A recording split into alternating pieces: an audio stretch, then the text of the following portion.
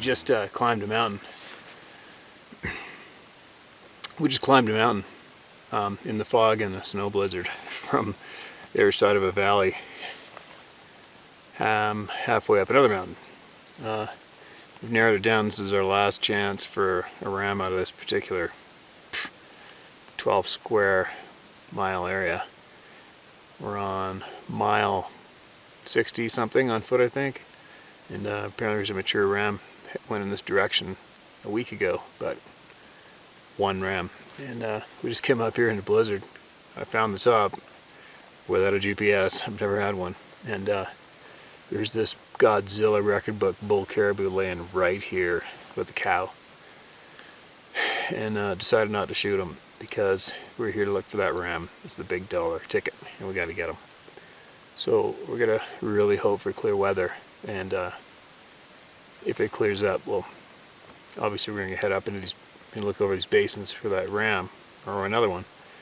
And if we don't find him, it's clear out, I'm about 110% confident I'll find that caribou on the way back, which is probably 2 miles to go to the airstrip, but I'll find that bull, and we'll probably bring him home with us. Joel's having a tough time over my shoulder here. He just broke one of his tent poles. Kind of sucks, but I guess I better go over there and see what we can do with it. So, I think it's day 9 or something, and it's been pretty tough going. I've never hunted with so few animals in an area in my life, but there's real good quality. There's just not that many. I'm used to seeing maybe 20 to 40 sheep a day in the distance, ewes and lambs, at least a band of rams, but I've seen three-year-old rams so far, that's it, and maybe 20 ewes, 6, 7, 8 goats, a couple hundred caribou. This is the first good bull, huge, and I've seen 2 grizzlies, 2 black bears, and I called in 3 bull moose yesterday morning, and I've seen some real big monster stuff from the plain, but everything I just mentioned we've seen from foot, and it's quite the adventure. Never give up, and let's just hope for some clear weather.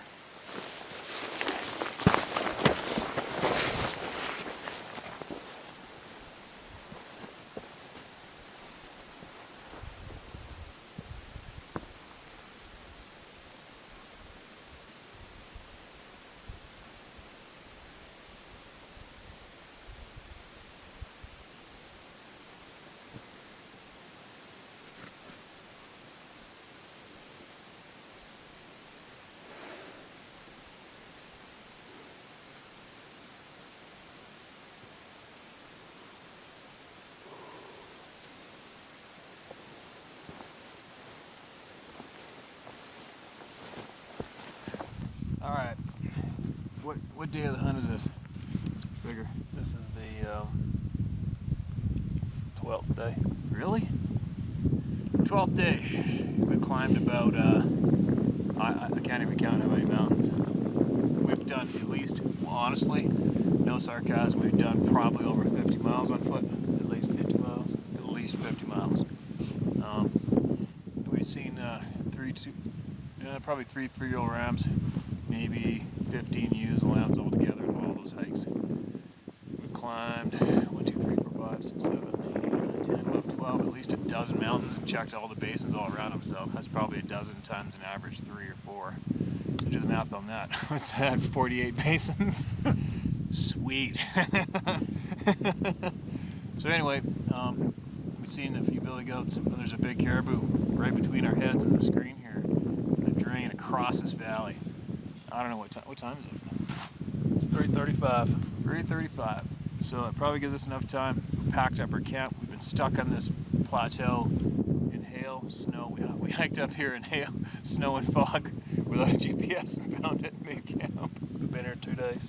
We sat here miserable, trying to be strong between the ears. We told every story we got about 5 times over. So we're going to go across this valley. We're going to harvest this caribou and video document the whole ride. How to hunt caribou is basically the same as sheep. They're a mountain animal, and they like to sit up in those shells in the same perches as rams do without extreme cliffs around them, and they got some good eyes on them, but they're not the smartest game animal. So this This guy's all by himself. He's getting ready to rut, and he's been there all day long. He hasn't moved more than 300 yards anyway. So here we go.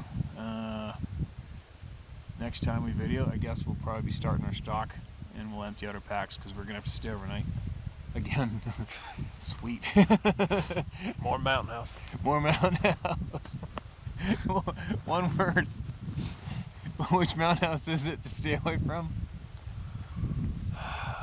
Chicken vindaloo. Yeah. Don't eat chicken vindaloo. But how about the spaghetti? Don't eat spaghetti either. Don't go near the spaghetti. Spaghetti and the chicken vindaloo. It'll kill you. It will. It will kill you. Take my word for it. I think our tents are actually levitating off the ground a bit from the amount of gas in there.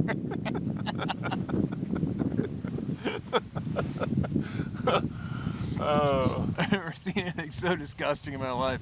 And we narrowed it down to definitely the spaghetti.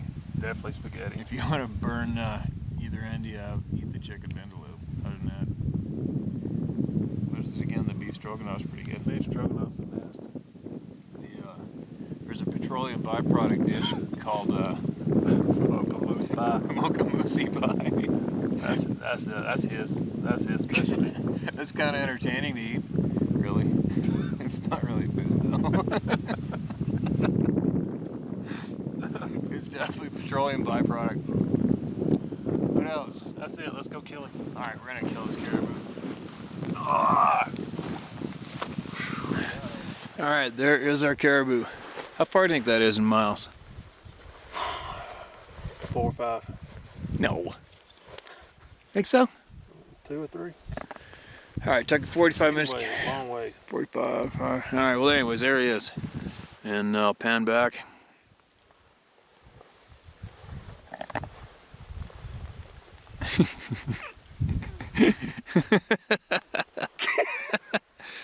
That was a word from our sponsor, howtohunt.com.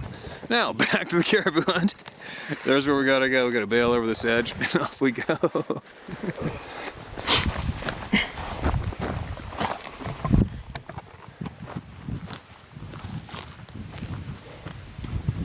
Alright. So, we just crossed the valley. That saddle right behind my head on the other side of the valley is where we last videoed from.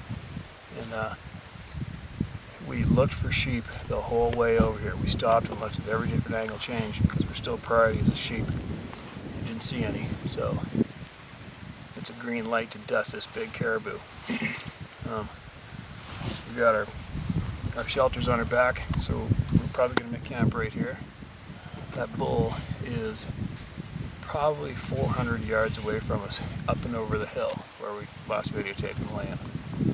We saw him watching 4 cows a quarter mile away from him, and he just ignored him and went back to laying down with his back to the wind. So he thinks he's pretty safe. He's got his back to the wind. He's facing the lee side for danger to come that way. So we're just going to go straight up the hill here. Camouflage has nothing to do with it. I don't care what anybody thinks. Spot and stalk in the mountains. Camouflage isn't going to do anything. I wore this in my trademark pajama bottoms. Big deal, $20. My $20 disposable jammies. Are they sexy? Very. Anyway, so we're going to dump our packs, dump everything. It's going to be dark in about an hour and a half. I'm going to bring a knife. I guess I'll bring my binoculars, the camera, the tripod, the rifle, and that's it. And we're going to go up there. We thought about going across and shooting across the little gully to them, but the wind's going wrong. And if we spook them, we'll let them going back towards camp. So right now we've got about 3 miles to pack this guy. It's not going to be fun. So we're going to go up there, shoot him, and got him out for the night. Come back here, make camp. And it's going to get really, really cold. And then we'll go up there in the morning and cape them, record them all out, and pack them to camp, back to the airstrip, and then carry on with sheep. So I'm going to put on my warm jacket.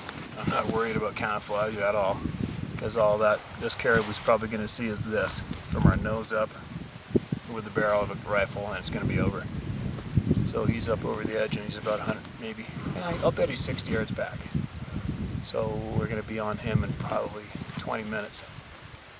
And hopefully Joel doesn't miss. Which gun are you going to use, that one? I'll take both of them. Oh yeah? Alright, we're going to take both the guns. This one doesn't miss. Oh God. That one When was might. the last time you shot? I can't say that on film, thank you. What did I shoot with this last? I shot wolves with it. I shot a pack of wolves. Okay. And I never missed. Here we go, big caribou. Big caribou stalk and drop. We'll show you how to cape them and cord them tomorrow. And here we go.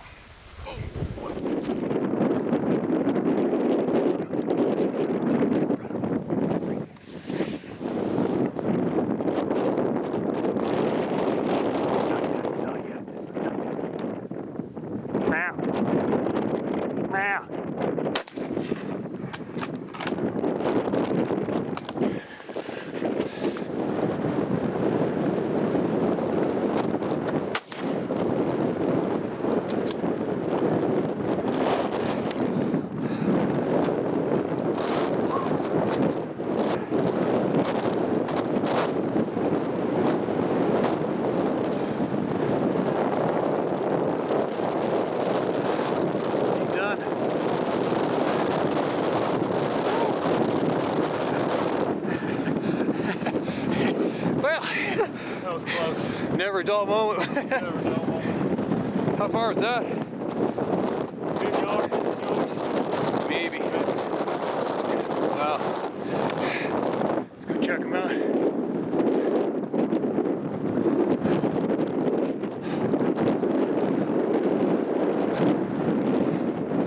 Yeah, it's a nice bull caribou.